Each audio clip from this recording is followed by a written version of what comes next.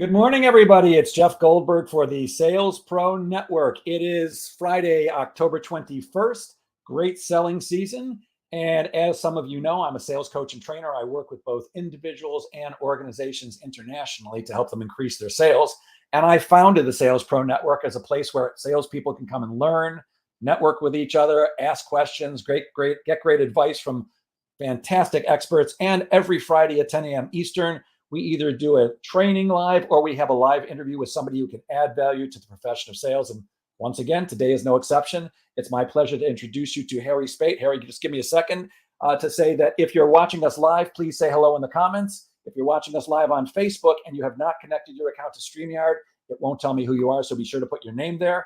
If you have any questions for our expert today, then please put those in the comments too. And finally, if you're watching us on the replay, please put replay in the comments when you do. So now it's my pleasure to introduce you to the host of the Sales Made Easy podcast and the author of Selling with Dignity, Harry Spaight. Good morning, Harry.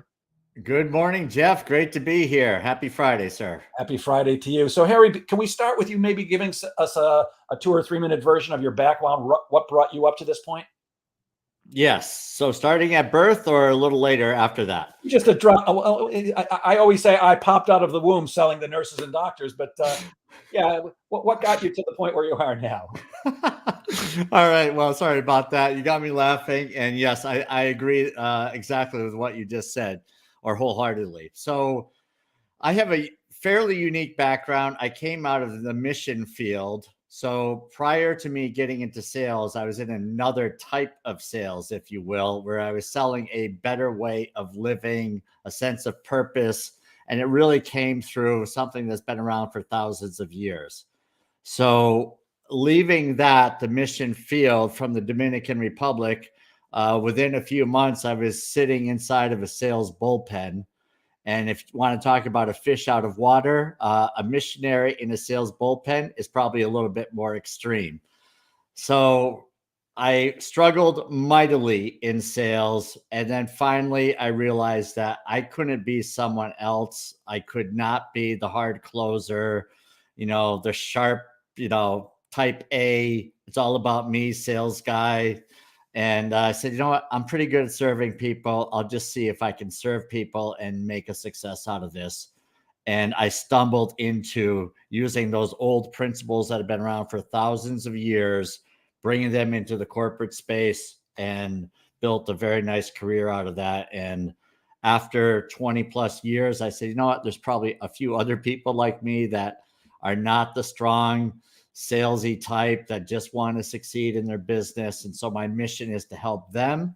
And that's why I wrote the book, Selling with Dignity, because people of all types have good moral values, and they can use those in selling, just like, the Wolf of Wall Street may use something differently. Well, you brought up the movie that I was going to mention you. So you're saying you're not like the guys in Boiler Room or Wolf of Wall Street, or like Alec Baldwin from Glengarry Glen Ross. That's not really who you are. Yeah, yes, but I have seen a couple of those movies and have had some laughs for sure. Well, I have been in places like that, and I've certainly been that guy in the past.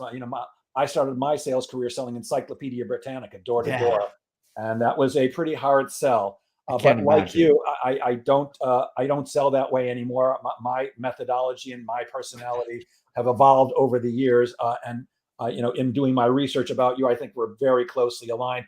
When you say the mission business, you were actually a religious missionary, yes? I was, yeah. Wow. And what made you decide to get out of that field?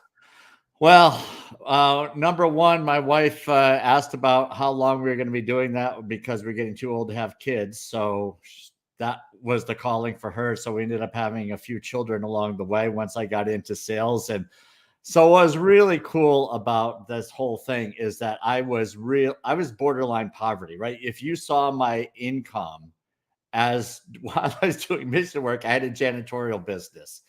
So I worked literally, 20 hours a week in the janitorial business to support the mission work until we went overseas. Then, didn't have any income.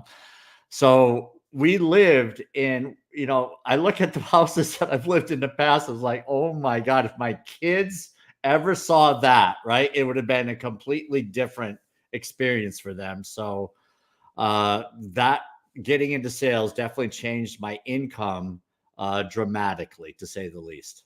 Yep. Now, I do research on everybody who I'm interviewing, and people say that you are unmatched in your level of energy and enthusiasm. How do you keep your energy and enthusiasm level high as you do, especially when things may not be going so well? Yeah, I'll be honest, I've not always been that way, but in 2007, I was given a new role. I volunteered for it, is to manage a Washington, D.C. Sales office for a Fortune 500 company. And virtually everyone on the team quit when I was put in that position. They were already on their way out. I swear it wasn't me. But one person said, Harry, I really liked you a lot more when you were in sales. And I went, oh my God, that was like the most cutting thing and it still sticks with me 15 years later.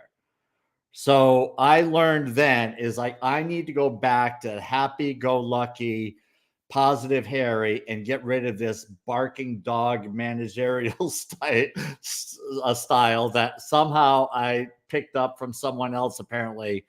And so I let go of that and I just became who I really like to be, which is really positive, cheerful, optimistic, glass half full, and Pollyanna of sorts. And shoot, that stuff just works. People like it, buyers like it, team loved it. And there's just so many fun stories with that stuff that it just, I've very fond memories of it. And I carry it out today. Yeah, it's interesting how many salespeople think they want to go into management until they actually get the job and find out it's really not what they thought. And I've been in the situation where you were too. I was once working at an insurance company, and they made me a manager. And one of my first jobs was to train a bunch of new people that were coming in. We had a room full of 50 people that were Yeah. all being trained. I sent them out to lunch, and 5 came back. I lost 45 people because I was acting like I thought a sales manager was supposed to be acting. And boy, Yeah. oh boy, you can bet I got the beckoning finger from the what was called the chief of staff, the owner of the agency, and said, "What did you do?" I'm like, "I don't know. I was just being a manager." Well, I had to learn that I needed to be more like me, just like you needed to be more like you. And it's not about barking and commanding. Leading is very different, and it's really not for everybody. Yeah, that's a great story. I love it. It wasn't great at the time, I'll tell you that. Yeah, no, I hear you. Why is it that so many salespeople come across as pushy? I know that sales does get a bad reputation because there are people who do underhanded things, but most people think we are pushing, and some salespeople really are. Why do you think that is? You know, there's there's a lot of reasons for it. So first of all, a lot of people are really pushy. And it's not just salespeople, but I mean, the old bull in the China shop. I've hired a lot of bulls from China shops because I wanted them to get past the no. And a lot of people over the years were intimidated by the word no or not interested, really is more like it. And those types of pushy, strong willed individuals can or have done pretty well in sales in the past. But nobody is looking for those people now as buyers, right? So companies that have not adapted and think that those are the types of salespeople that buyers that will be successful, well, ask a buyer who they want to work with. And I've heard salespeople say things that they sniff the deal, right? They sniff it and they say, "Oh, there's an opportunity there. I have to dive in. I have to always be closing."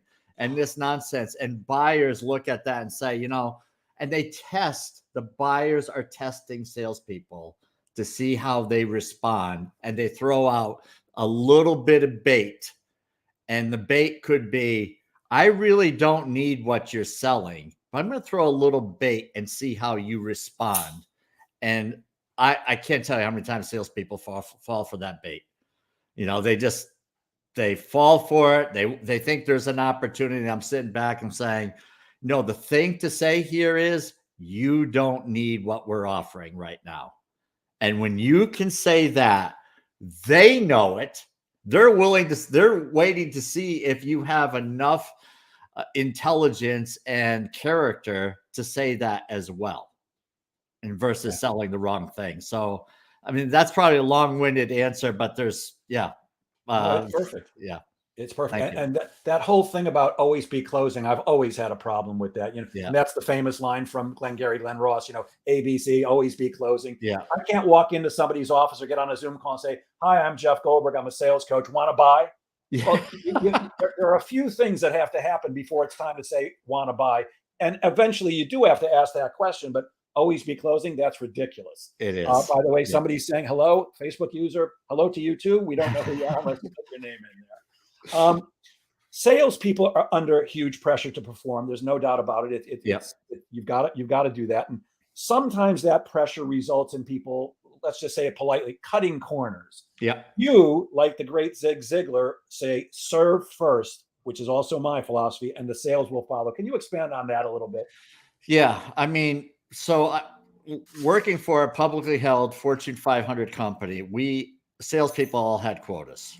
The sales leader had quotas, VPs, we all had quotas. We all had to give a forecast. And when the end of the month came or was approaching, it was not always pleasant, right? It was difficult to maintain that positive spirit sometimes. And, you can only forecast so much that a deal is going to happen. We cannot control when a buyer is going to sign the document. We can check all the boxes, give them the paperwork. They say, I need to think about, or I'll get it done this week, or I'll get it done in 2 days. I need someone else's stamp of approval, whatever. That document can sit on someone's desk literally for months. And we're thinking, how many times do you want to annoy the person? And, after a couple of days, they give you the timeline, you try to do the follow-up, put it in the calendar, and you try to do all the right things. There's no perfection. We're dealing with people. So I've always said to my team, it's like, you cannot rely on what you think is the forecast. You have to continue to backfill in case companies that are in the market, that are on your hot sheet, that are 90% closed. You've already told me it's closed because they agreed, but they didn't sign, and nothing is closed until that paperwork is in and whatever you're doing is delivered, because even afterwards, people can change their minds, and I've seen it all. So staying positive, continuing to work, not counting the proverbial chickens before they hatch. Because, the line to ask the salespeople is like, okay, so if that doesn't come in, what's next? And, you want to encourage them. You do that positively and say, how can I help you? How can we get past this? And how can I help you? What other accounts can we work on together? Who can we call? And, when you show that versus, what an idiot. I can't believe Harry is putting all his eggs in one basket. If that deal doesn't come through, Harry's let me down big time. I'm never going to trust Harry again. And that's the person that takes it very personally in leadership and is not really encouraging the team. It would be my take. What's your thought on that? Well, I actually believe that the deal isn't closed until your check clears my bank. Not even the signature anymore. When your check clears my bank, I know the deal is closed. And I'm with you even better. Salespeople, by their very nature, have to be optimistic. We have to be, because for most of us, we hear no way more often than we hear yes. So in order to continue doing our job, getting beat up on a daily basis, we have to believe everything's going to work out. But in fact, usually it doesn't. More often than not, it doesn't. And if we're not continually adding to the pipeline and continually realizing that of course you have to have a sales process, but it's really about the buyer process. It's what's their timeline. And I have not yet figured out in 48 years of sales how I can force somebody to do something according to my timeline. I want everything to close yesterday and close double what I thought it was going to, but that doesn't usually happen. And I'm finding that as time continues on, it gets longer and longer. It gets harder to get that decision made, to get the paperwork signed, because people are busy doing a million things and they've got their own pressures. So I'm with you 1,000,000%. Let's talk a little bit about the book. What does Selling with Dignity actually mean, and why did you write the book? Yeah, so Selling with Dignity, I think, covers 3 areas, really, Jeff. So the first one is have dignity, treat others with dignity, the buyer, right? And the people around you. So the buyer is not a number. There are no gatekeepers, right? Everybody is a person with that was born by parents, somebody that loved them, that has families, that have difficult days, that don't want to be interrupted. You know, there was a book out years ago that said basically when someone picked up the phone, you just say, Jeff Goldberg, please. And you don't acknowledge the person that picked up the phone. I read that book. I'm like, yeah, I can't do that because the person, I mean, coming from where I came from, you know, everybody was a person. So you treat everyone with dignity is one aspect of it. The other aspect is have dignity for sales. You know, there are some great sales leaders and sales authors and sales gurus that are just class acts. They do the right things. Zig Ziglar comes to mind.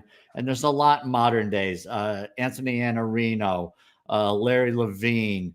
Yeah, there's tons of them. And of course, Mike Weinberg, right? There's all these great authors.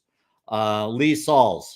These people do the right thing, right? So when I look at shady salespeople and I say, do you read anything? Oh, no, I don't like to read.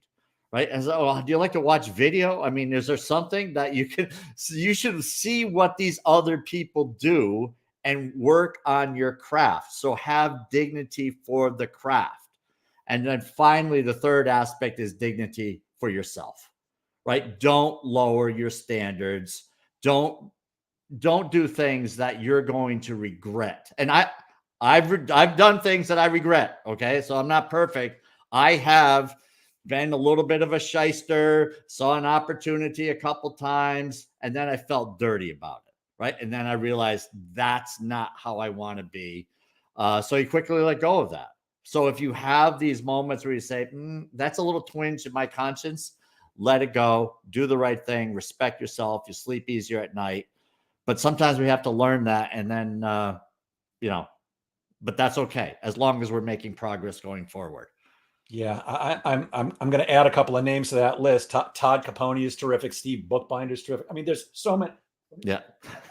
Look, I'm like you, a sales expert. Here's 5 books sitting on my desk that I'm still getting to read because there's always somebody who knows something that you don't. And there's another angle or technique or just a different way of looking at it. I'm so with you when you say people. I always look, if you're Nike, you're buying the brand. But for most of us, we're not selling the company, we're selling us. People. Yeah. I used to work for a very well-known sales trainer.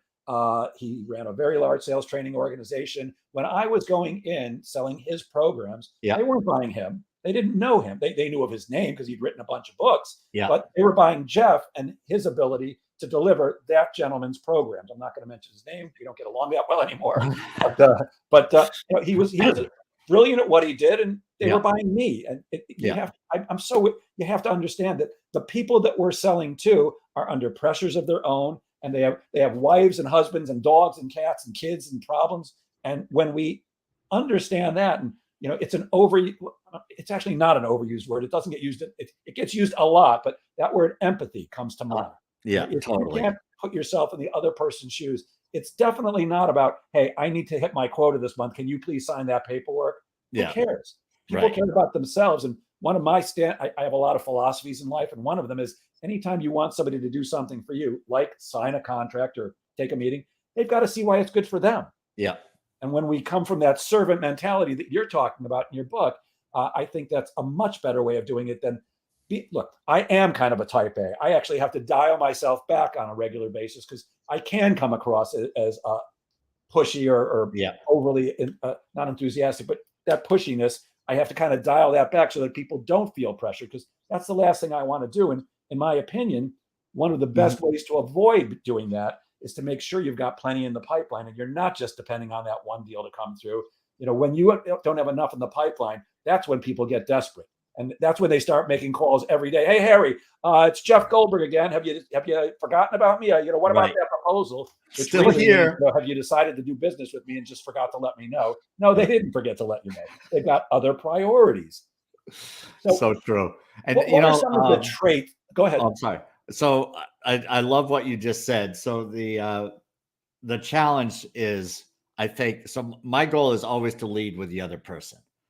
So instead of I, right, starting off with I, and Liz Wendling, I had her on a podcast once, and she's written 3 books. She's awesome, right? But she took apart. Oh, I would love to get together and talk to you about what you're doing, right? So she talks about this love like it's the prospect would love to do it. No, you would love to do it because you are interested in growing your business, not them. So she spoke about try to lead with the other person. So this was a couple of years ago, and I'm like, yeah, I'm going to try to do that. And it's like every time now when there's follow up that needs to be done, I try to think of how do I start this with the word you.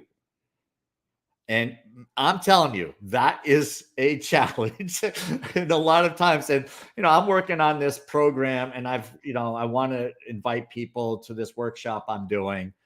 And people do this all the time. You get the invites on LinkedIn. Hey, Harry, I'm putting together this workshop. Love to have you. Well, there you go. They'd love to have me, but do I love to go? Right? Or so that's the challenge right there. So how do we lead with them? And the answer, I think, is if you really want to do it in the servant mindset, is you have to have a conversation, even if it's a little back and forth on the direct message. What are you up to these days? How have you been since we last spoke? Get something back. And if they don't respond, I'm not going to throw out an invitation because I'm clearly showing my interest to them was to get through that so I could send them an invitation, right? Or so I could lead with me.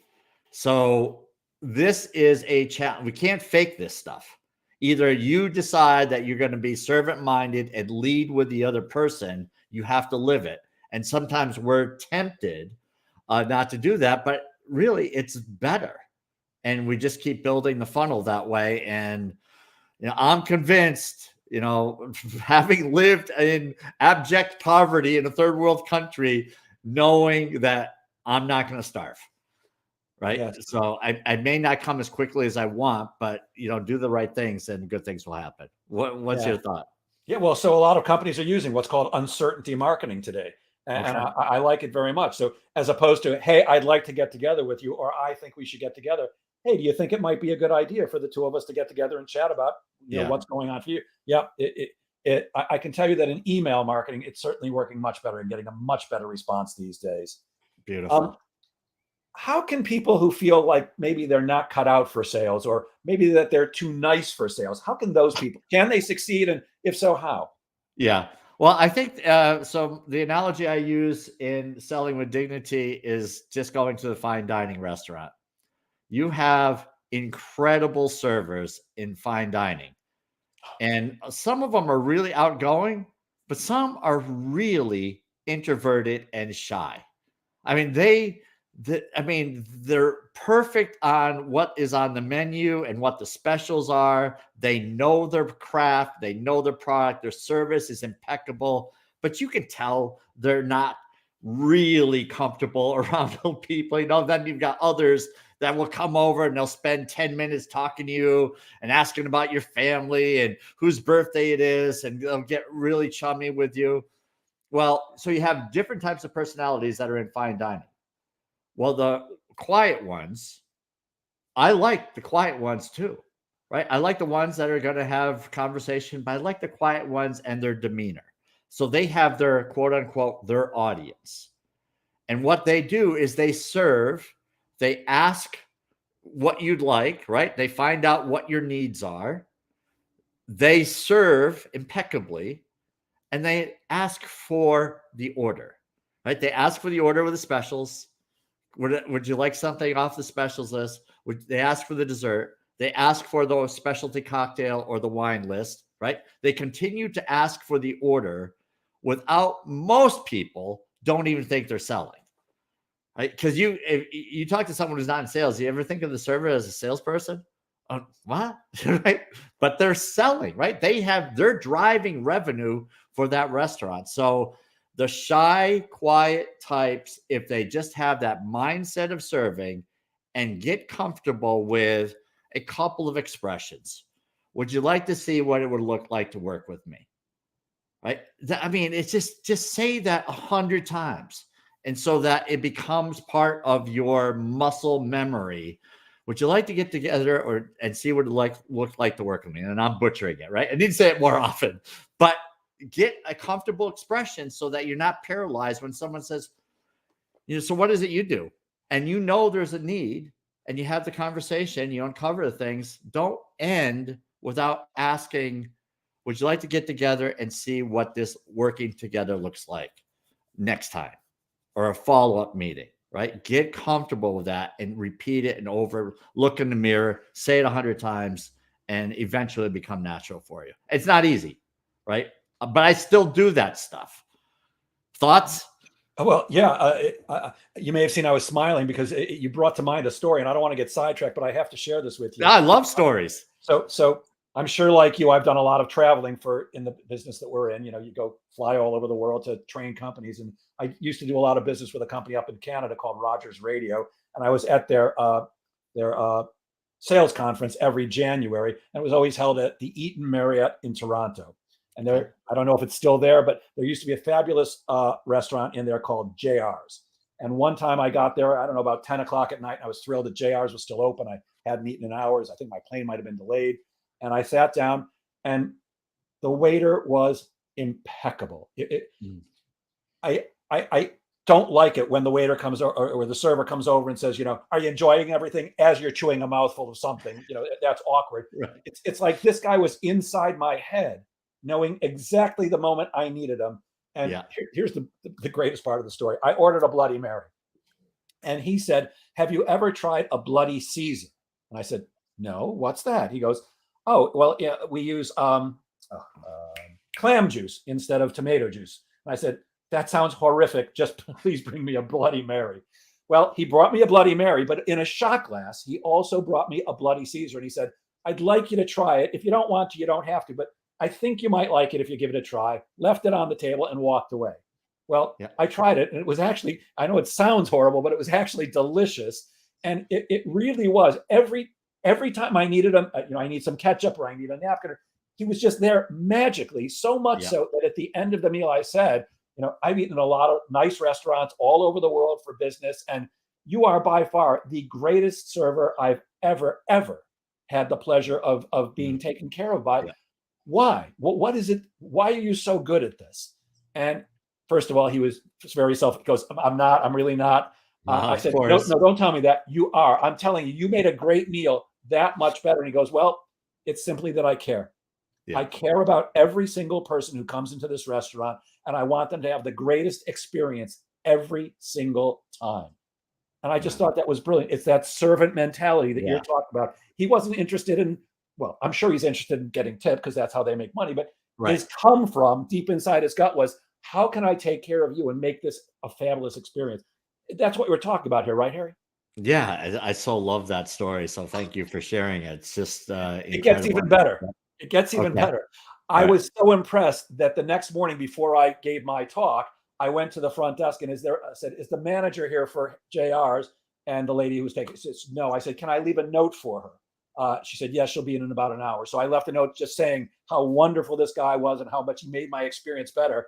When I got done with my talk and I was back up in my room, there was a cheese and fruit platter from the manager saying, we only hear about complaints. It's so lovely to hear that you had a good experience.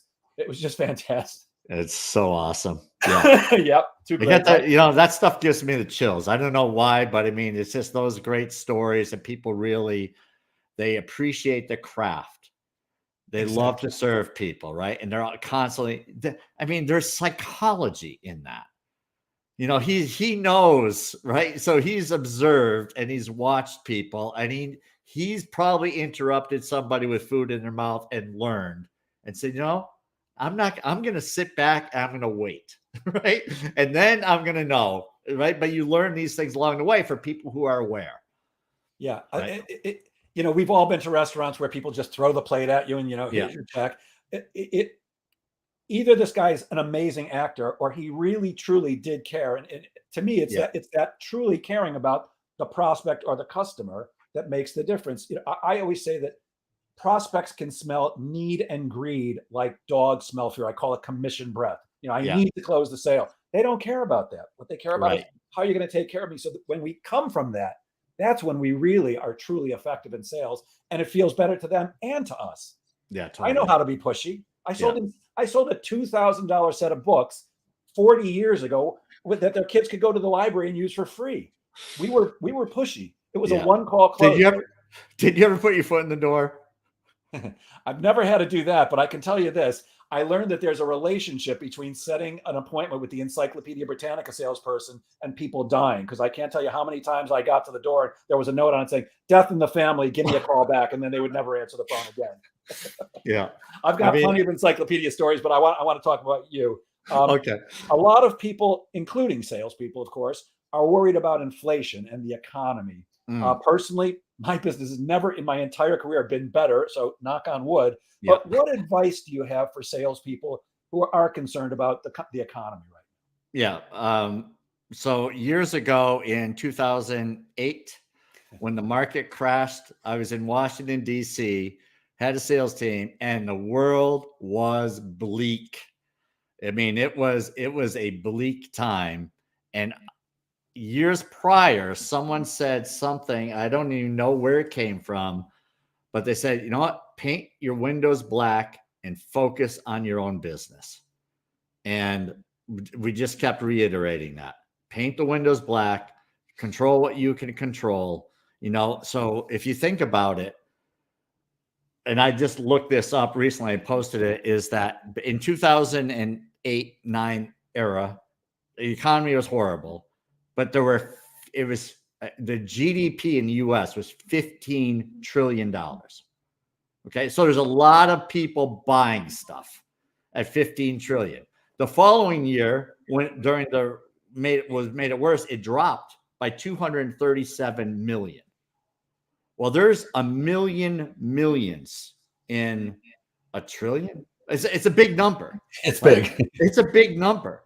So there will be plenty of business. I mean, how many clients do you need? Do you need 50? Do you need 100? You don't need a million. So while the rest of the world can go in panic mode, focus on the people that you need to work with and get that number in your head and say, whatever the number is, I need 100 people to work with me this year and I'll be fine. And you'll be amazed at what you can do once you have focus and you put aside the crap that goes on around you and just focus on the good. And there's business out there. So that's what I would tell people. Yep, absolutely. You have to realize, look, there's reality. Are things challenging for some people? They absolutely are. Are people worried about inflation and possible recession? They are, and that's a fact. But there are plenty of people out there who still need what you've got. Do you maybe have to work a little harder to find them? Maybe, but they're still out there. It's exactly. Even during COVID, when things first went bad and everybody was sitting at home, people were still buying. And there are some people who really prospered. I think it's the person who continues to come from that servant mentality, maybe prospects a little bit more and truly keep searching for the people who are out there who need it. And don't buy into the doom and gloom. There's reality, but there's also, oh no, you can't buy. I say mindset is crucial, and I call it head trash. Like, I know you do coaching also. I'm guessing that, like me, in about another week or two, you're going to start getting calls from people that sound like this, which I also get, in the spring and in the summer. And at this time of year, it's, Jeff, it doesn't look like I'm going to hit my quota. I've only got 8 weeks left, and we've got Thanksgiving and then Christmas and Hanukkah and all that. Yeah. What am I supposed to do? Yeah. Well, the first thing to do is to get rid of the head trash that says you can't sell from Thanksgiving to New Year's, because I am. Here's my favorite one, Harry. You can't sell during the summer. Really? I always ask the same question. Why can't you sell during the summer? And by the way, I know what the answer is going to be. The answer is going to be because everybody's on vacation. Yeah, no, there you go. No, they're not. And they're not on vacation for 8 or 12 weeks. They're on vacation for a week or two. I want their job. Yeah, well, I dated an Australian girl for a while who couldn't believe I only got 2 weeks vacation because she had 12 or 16. But Okay, so yeah, but we're not in Australia. Well, for those listening in Australia, you may have a challenge in the summer, but maybe. But for everyone most of else, us, you can't not. use that. We've got to get rid of that head trash. By the way, Valerie says, I love serving people. I've always tried to anticipate what the customer may want or need. It's so rewarding to make others happy. Val, you're 100% right. Yeah, it's You great. recently attended a conference on making connections and building relationships. Any takeaways that you can share about that? Yeah, I mean, I think the big I've not always been a great connector, Jeff. So over the past couple of years, I thought that networking, I really missed out on opportunities in business because I was not a networker. In fact, I went to a few network meetings. I just didn't like the feel. And instead of exploring other network meetings, I foolishly said, networking is a waste of time. It's a bunch of people that are looking to sell. They put pressure on you to see if you've given leads to anybody. That's clearly not for me. Well, that's not every group out there. So when I went 2019, I revisited it through a friend and I just fell in love with it. I just went in with a different attitude. Number one, I said jokingly, I'm going to become the networking king. I've got a lot to learn. But I gave myself a little bit of a target, something to poke a little fun at. And I wanted to meet people, see what they were doing. And my intention this time was, how can I serve people? And with that, guess what happened? You get business. Let me right? see. Yeah, exactly. Yeah. So I'd say that the tip for people who aren't good at networking is first of all, get over that and read and watch videos and how to network and learn how to do it the right way, which is have one or two conversations with people, find a connection, right? Not, spray out 25 business cards and hope something sticks, but connect mentally, emotionally with people, have great conversations, develop relationships, and your business will grow. But I was doing it wrong not doing it is terrible. And then when I went, it was doing it wrong. So I learned, and now I can't say enough about it. It's just an awesome thing. So It's terrific. Yeah, I love that. Yeah. I've been in one networking group for 17 years. 40% of my business comes from that group. And I can tell you, it's definitely not about the people who walk in and go, here's what I do. And I'd love to do business with all of you. In fact, Yeah, that's a networking no-no. Your exactly. service mentality is exactly what it is. It's how can I help you? What are you looking for? Who can I introduce you to? Because the law of reciprocity takes over and says, oh, Harry did something nice for me. What can I do for Harry? And it may not be that I'm able to do something nice for you, but somehow you're going to get paid back when you serve others. Yeah. I wish I knew you 17 years ago. Well, I learned from the best. The woman who runs the group that I belong to, she brought networking to Long Island 33 years ago. The group I'm in has been in existence 33 years. Wow. And we've got, I think, 2 or 3 members that have been in it that entire time. And by the way, this is by far not the least expensive networking group. It's actually on the much pricier side. Yeah. But if I'm getting 40% of my business from it, I'll trade that money all day long to get that exactly referral network from. Yeah.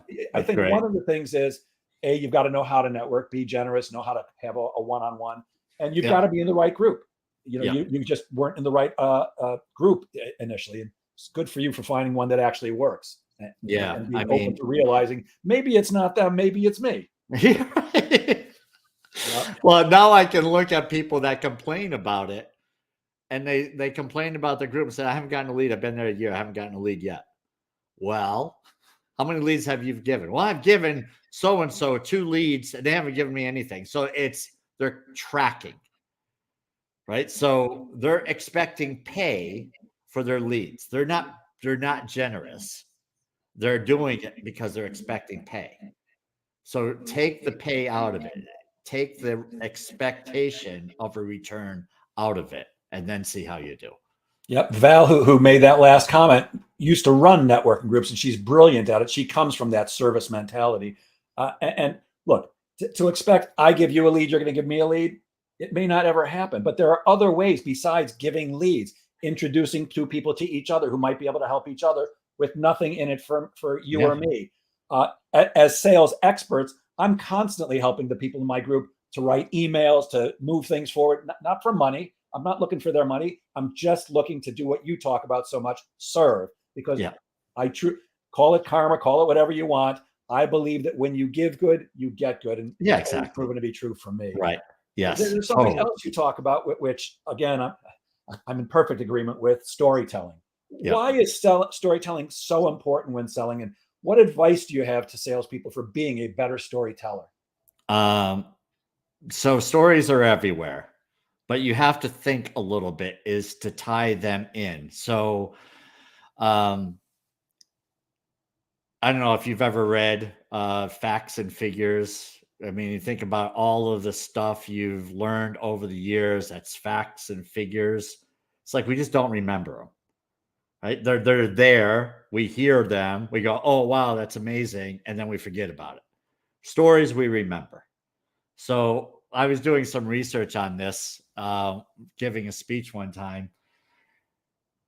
The number is people are 22 times, according to this one study, 22 times more likely to remember a point when you tie it in with a story versus the facts and figures. So next time you have your PowerPoint slide with all of the facts, all of the data, all the percentages, just tie in a story, right? And, the stories are everywhere, finding them from others, reading, watching old movies, stories are there, right? You can tie in movies, you can tie in life experiences, you can tie in someone else's experience.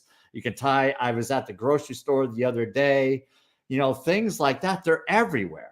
And if once we say I'm not very good at storytelling, well, then you just sold yourself. But just get into the habit of, and one of the greatest storytellers, there's a few of them in the sacred writings, but that's all they did was they told stories, and people remember thousands of years later. There's stuff we remember from our childhood. The rabbit and the turtle. I mean, what? Oh, there's my dogs. I actually thought that was mine for a second, but he doesn't sound like that. Yeah, you're 100% right, Harry.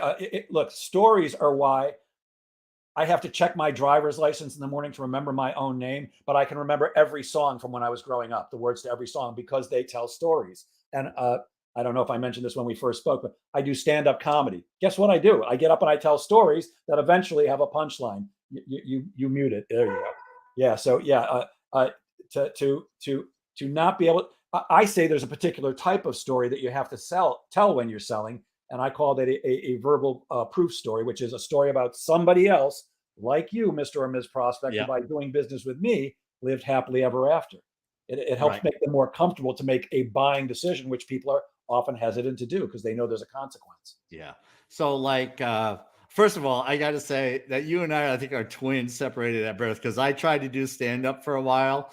So I got a whole bunch of stories for that. My stories weren't very funny though. But I was listening. I did this thing the other day, and we were talking about your price is too high. And I'm not I don't like the word objections. I look at that as something you have to overcome. So when I was writing, I was using the word objections. I don't even like this word. What's a better word? And the word is concerns.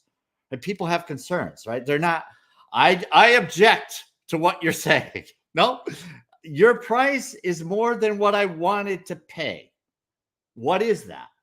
So I thought of, when I was listening, I was throwing out in this workshop, and people are coming back, and they were saying things like, well, what do you mean my price is too high?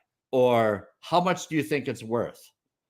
And instead, I'm thinking, why not tie this in with a story by first saying, I get where you're coming from, and using that empathy, like you said. And I love the word empathy because it's me and you, and right, where people that feel it, they sense that you feel that. So you put yourself in their shoes and you say, I felt like things were out more than what I wanted to spend. So what got me over the hump? And you can say, I've been like you. And, when I was looking at whatever, and when I saw what the price was, I had sticker shock. I was afraid to do business, or I was afraid and I had all these concerns, but I went ahead and did it. And the results are this.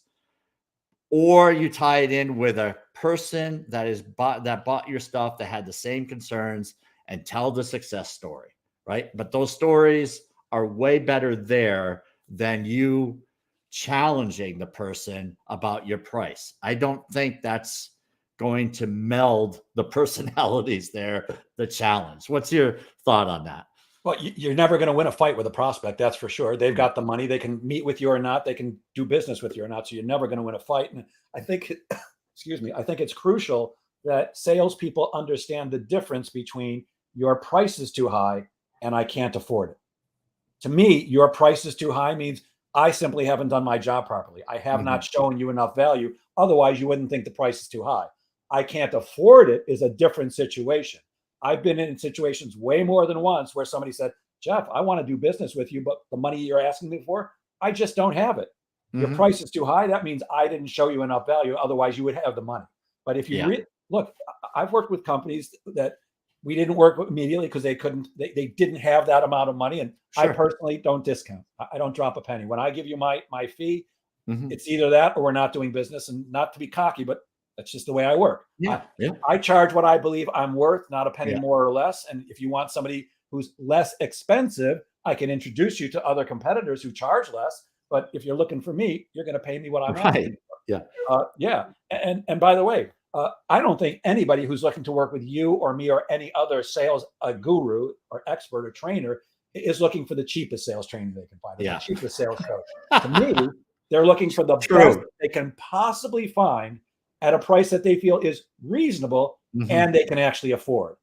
So I'm also with you, by the way. I don't like the word objections. I don't mind the word objections as much as I don't like the phrase overcoming objections. Yeah, exactly. Who wants to be overcome? Nobody. Yeah, that's really the key.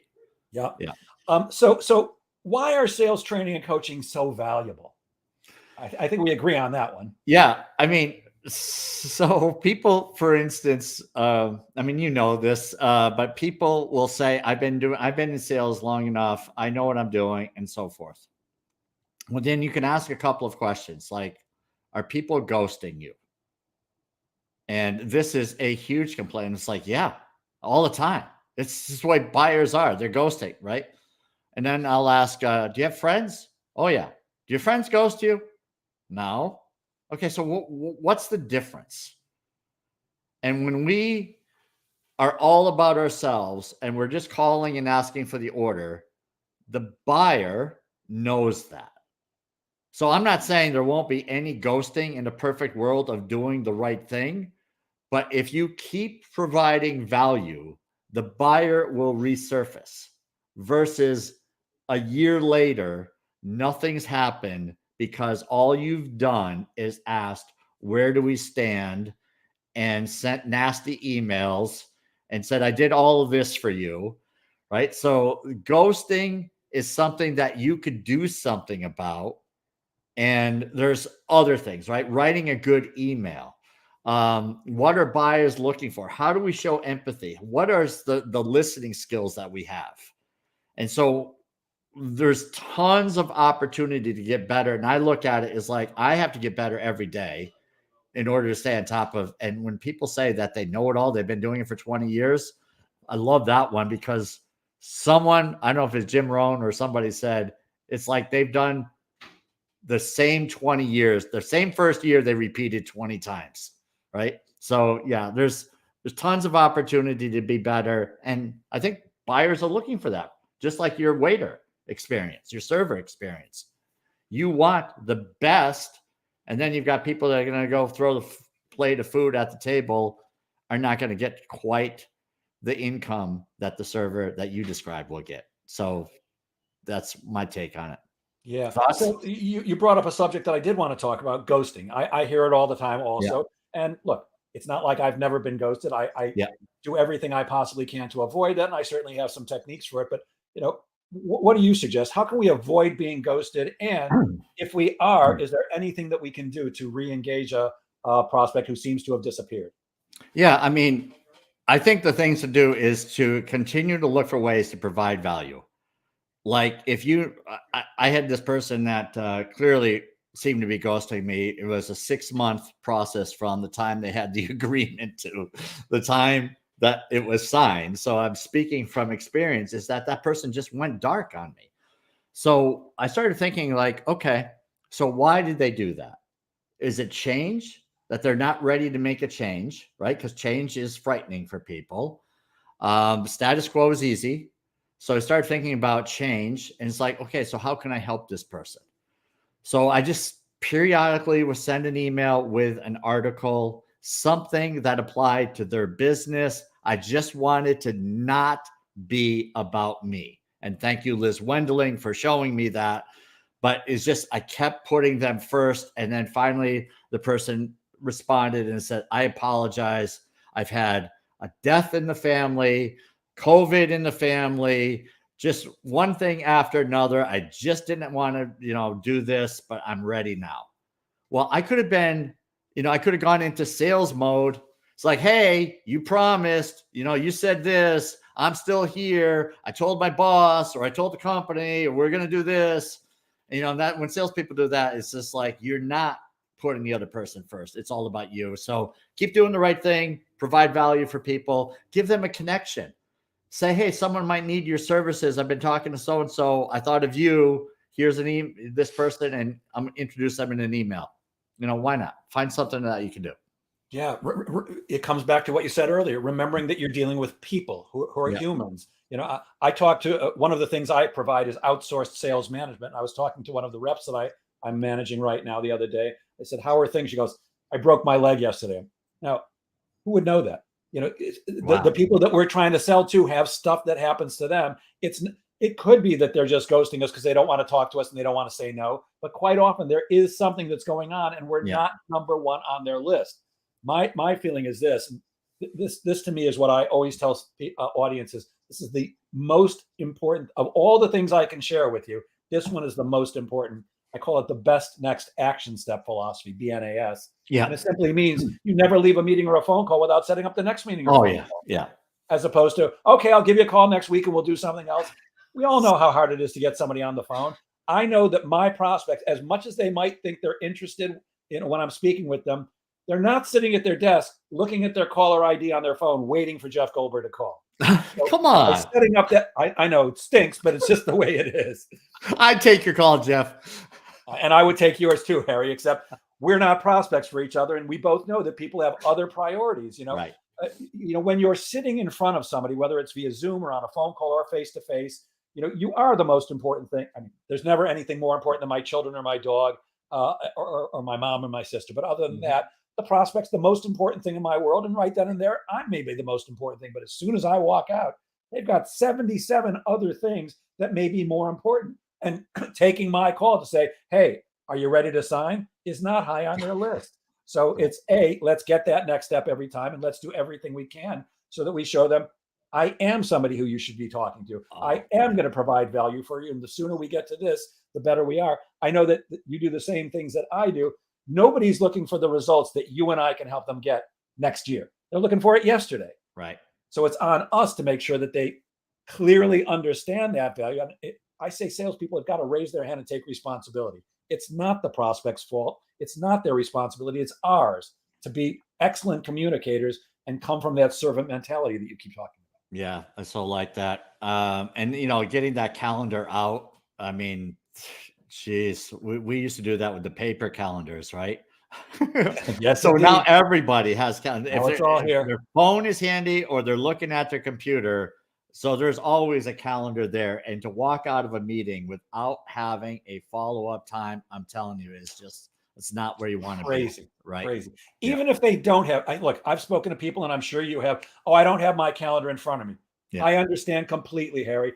I've got mine right here. Why don't we do this? Let's set up a meeting for next Tuesday at 3. I'm going to send you an Outlook invite. Yeah. When you get the invite and you look at your calendar, if that doesn't work for you or you and your partner or you and the committee or whatever it is, Just get back to me with what does work for you. I will find a way to accommodate your schedule. Yeah. Does it work every time? Yeah. Nothing works every Yeah. time. Exactly. But right, increases the chances, right? That's all we can do is increase the chances. Ultimately, when we don't do those things, like the other thing that you can do with a calendar is let the person make the edits to the calendar.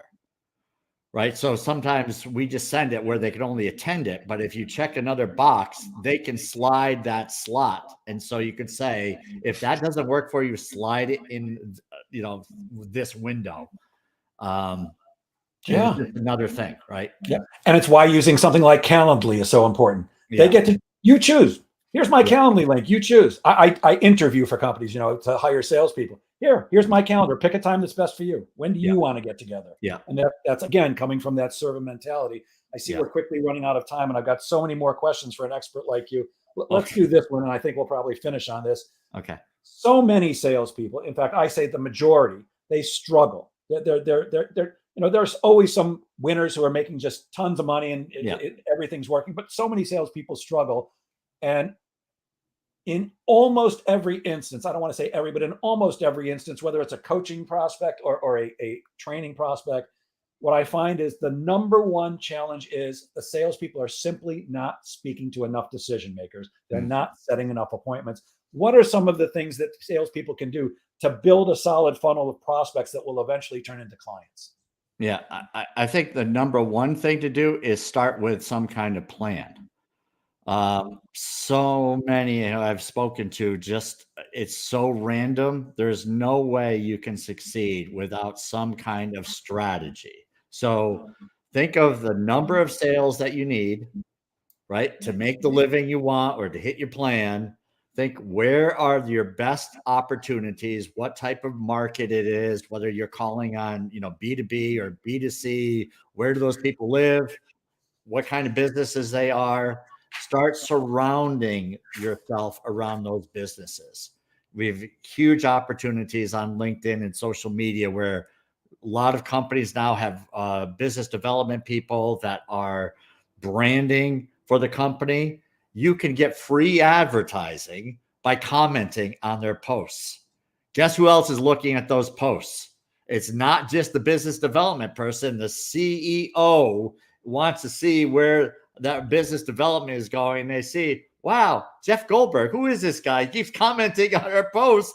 And underneath Jeff Goldberg's name is what Jeff does or how he serves people. And so now you're in the mix, so to speak. But that's just one way. But you've got to have variety. It's just multiple aspects of your market. It can't be just a phone call or just emails.